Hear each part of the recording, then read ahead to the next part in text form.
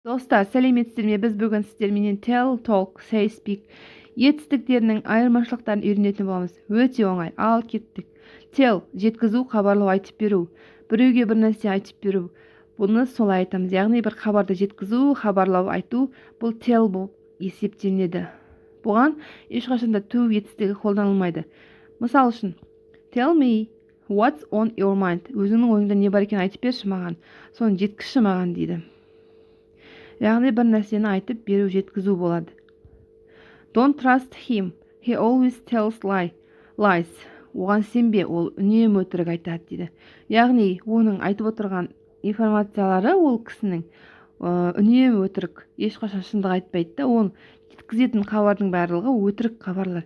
Яғни tell дегеніміз біреуге бірдеңе айтып беру, әңгіме айту, ертегі айту, өтірік айту, шындықты айту, уақытты айту, місе біреуге бір хабарды жеткізу бұл tell болады екен. Ал say айту, жай ғана айту. Мысалы, мен мына жерде ол ағылшыншасын келтірген жоқпын. Менің мамам үйжина деп айтып кетті. Ол сәлем деп айтты, ол иә деп айтты, ол жоқ деп айтты. Жай ғана айта салды, ол болды. Ол бір информацияны біреуге жеткізген жоқ, tell сияқты да, бір хабарды біреуге жеткізген жоқ, жай ғана айта салды ол. Мысалы үшін, he said that you were the best candidate for this position. Ол сенің ең мықты кандидат болғаныңды айтты дейді, ол айта салды. Ол солай болғанын, солай екенін айта салды. Ол солай істеу керектігін айта салды деген сияқты айтты. Say. Ал speak болса ол сөйлеу, сөйлесу. Яғни speak сөзінен кейін to немесе is міндетті түрде қолданылады. I want to speak to the manager of the restaurant. Мен осы ресторанның менеджерімен сөйлескім келеді. Сөйлесу, сонымен қатар speak қандай да бір тілде сөйлеу деген мағынада қолданылады. Бұл өте танымал, I speak English деген сияқты. Мына жерде my daughter speaks Spanish and French fluently. Менің қызым испан және француз тілінде өте еркін сөйлейді, әрі жылдам сөйлейді деп тұр. Speaks дегеніміз сөйлеу және сөйлесу.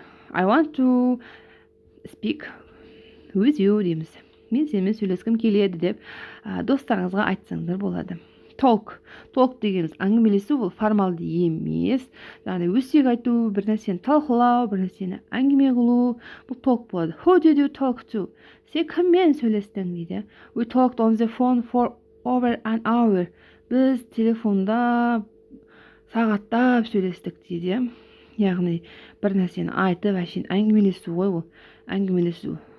Жаңағыдай формалды емес, өсек айтып, бір нәрсені талқылап, отырып әңгіме айту, жай ғана talk болады екен. Сонымен достар, tell бір адам бір хабарды біреуге жеткізу, say жай ғана айта салу, speak сөйлеу, сөйлесу, ал talk болса әңгімелесу. Мына жерде sayға біраз мысалдар келтірген. To say hello, сәлемдесу, сәлем деп айту.